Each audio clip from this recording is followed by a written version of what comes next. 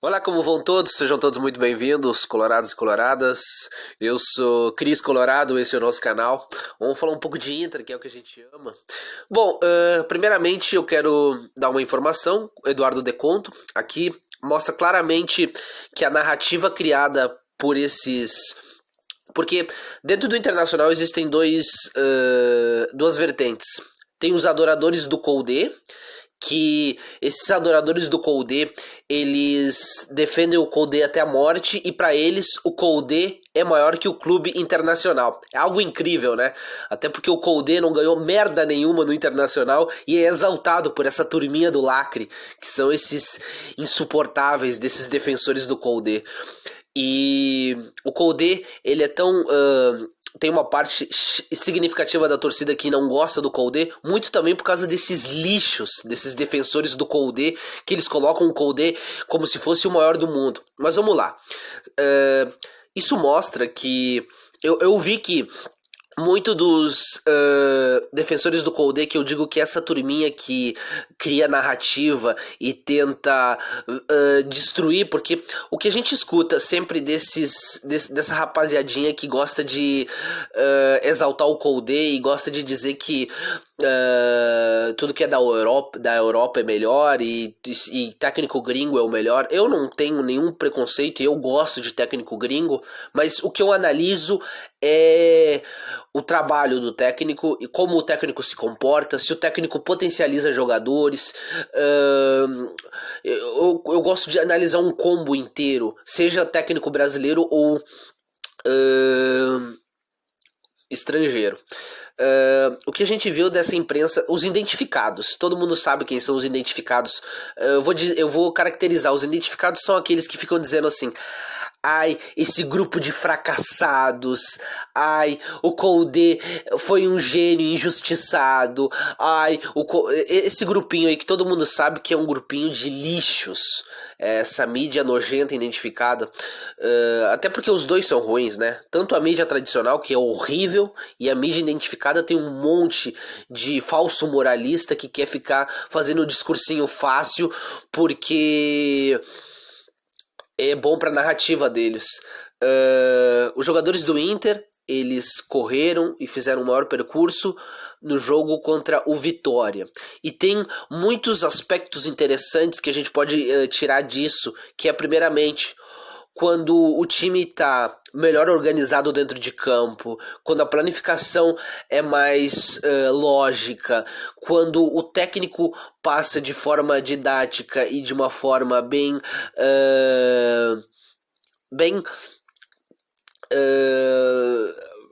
entendível, vamos dizer assim, para os jogadores, eles conseguem compreender mais o que eles têm que desempenhar e como eles têm que performar dentro de campo. E foi isso que o Osmar Loss fez. Um time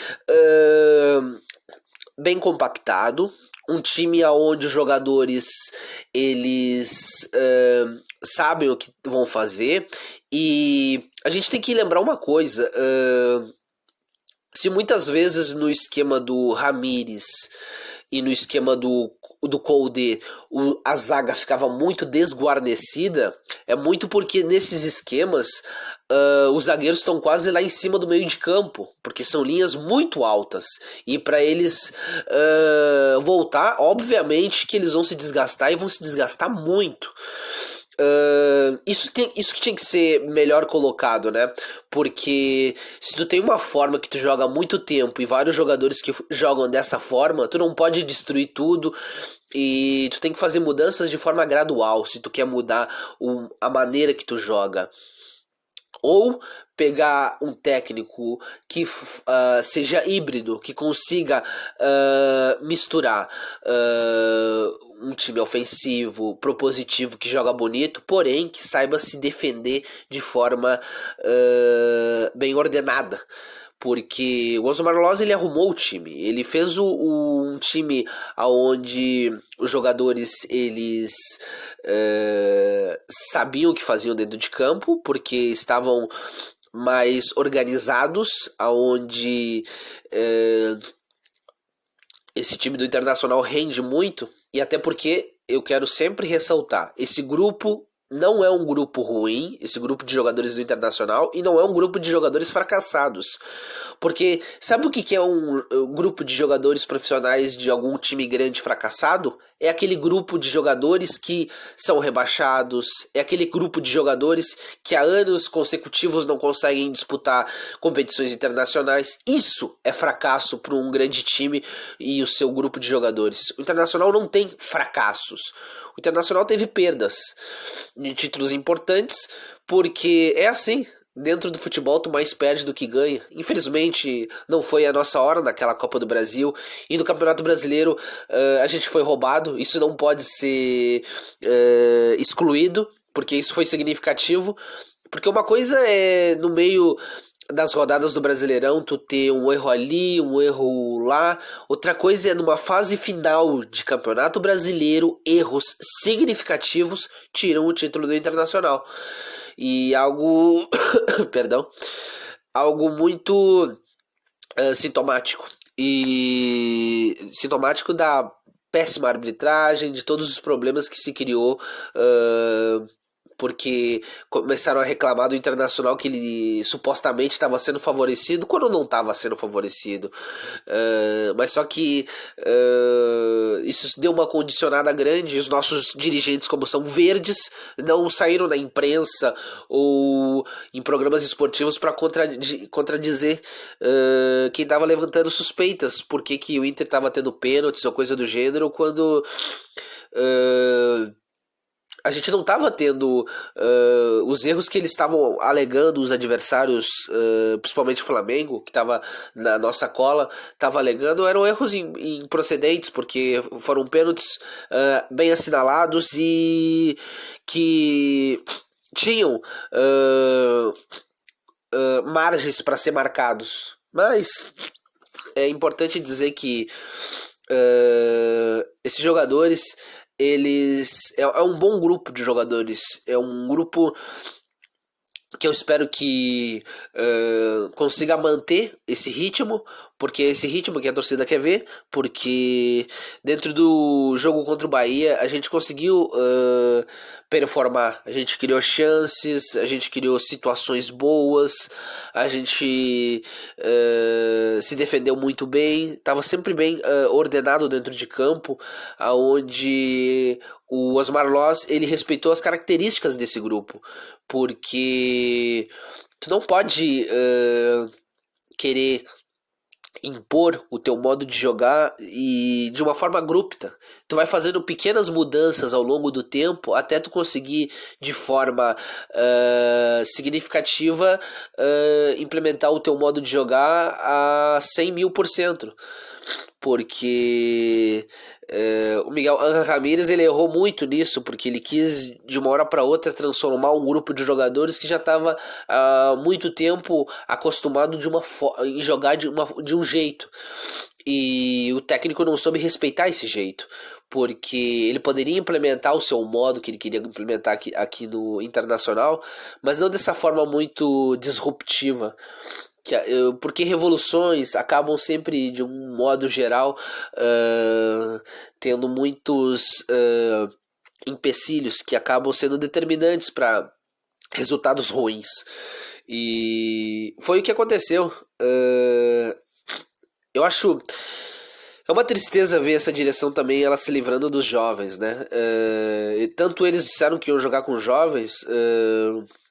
Eu fico mal porque eu vejo o Peglo. O Peglo teve tantas poucas oportunidades dentro do time titular e essa direção quer se livrar dele. É algo incrível, porque ele precisava ter mais rodagem dentro do time principal. Porque o que fez o Abelão ano passado? Ele colocou o Praxedes como meio campista dele, ele colocou o Yuri Alberto como centroavante dele, ele colocou o Lucas Ribeiro, que tem 20 anos na zaga, e... ele colocou o Caio Vidal. O valor de mercado desses jogadores só aumentou. E se o Internacional conseguiu fazer essa venda do Praxedes, que eu acho que se a gente segurasse a gente poderia tirar muito mais do Praxedes, perdão, a gente poderia ter melhores situações, porque o Peglo é um jogador muito bom. mas dentro da somatória dos jogos que ele jogou, ele, somando tudo dele, dá 7 jogos inteiro. Ele sempre teve poucas oportunidades e nunca foi colocado na sua posição. Essa é a mesma coisa que eu falo do Léo Borges, nosso lateral esquerdo. É incrível, acho que é um menino da base muito bom, que tem muito o que render. Só que ele precisa de chances, precisa de oportunidades, e a gente viu que o Osmar Loz conseguiu fazer com que esse jogador performasse no jogo contra o Bahia. E ele foi muito bem, atacou, defendeu bem. Ele tem uma falha no cruzamento, mas é um jogador que é jovem, que pode aprimorar. E eu gosto dos nossos jovens. Eu acho que os nossos jovens, eles precisam, porque para te ter certeza concreta de se um determinado jovem é bom ou não, ele tem que ter uma sequência de jogos, porque se ele não tem uma sequência de jogos, é impossível tu fazer essa avaliação. É uma tristeza, porque os nossos jovens, eu acho assim, é inadmissível que os jovens sejam dados como essa direção está fazendo com alguns jovens. Eu espero que o lateral esquerdo, o Vinícius Tobias, porque provavelmente ele possa ser ascendido caso o Léo Borges saia, não seja vendido a preço de banana, porque os nossos jovens eles têm que sair por um significativo fatia de dinheiro. A gente espera que as coisas possam evoluir para melhor. A gente tem muitos bons jogadores jovens que eles têm que ter oportunidades, eles têm que ter minutagem, eles têm que, dentro da engrenagem do time principal, com jogadores experientes que a gente tem, potencializados e que possam evoluir o seu futebol. Porque um grande treinador, ele consegue enxergar o que ele tem que fazer, quais são as trocas que ele tem que fazer quando o jogo não está muito bom, o que ele tem que fazer para o time render mais, e como tu pode potencializar aquele jovem e em que posição ele pode jogar para ser potencializado. Isso é muito bom e a gente viu que o Osmar Loz conseguiu fazer no jogo frente o Bahia. Técnicos, eu espero que a direção não erre, porque técnicos estrangeiros, a gente tem Eduardo Domingues, que é o nome que eu gostaria, a gente tem Cacique Medina, a gente tem Daniel Garneiro, que faz ótimos trabalhos, ele fez ótimo trabalho no Olímpia, tá fazendo um muito bom trabalho no Libertad. A gente tem muitos bons técnicos. No Brasil a gente também tem o Lisca, que é muito bom, o Abelão, o Barbieri.